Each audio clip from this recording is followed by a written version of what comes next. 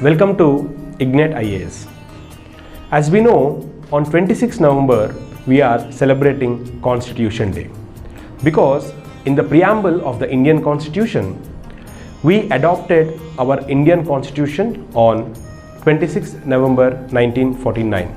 However, Constitution came into force on 26 January 1950.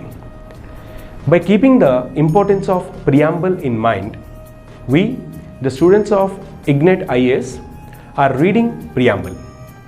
Preamble is the most important document as it provides equality and other fundamental values of the Constitution. By reading this preamble, students will develop the concept of equality, liberty and other elements of the preamble. Hope you like it.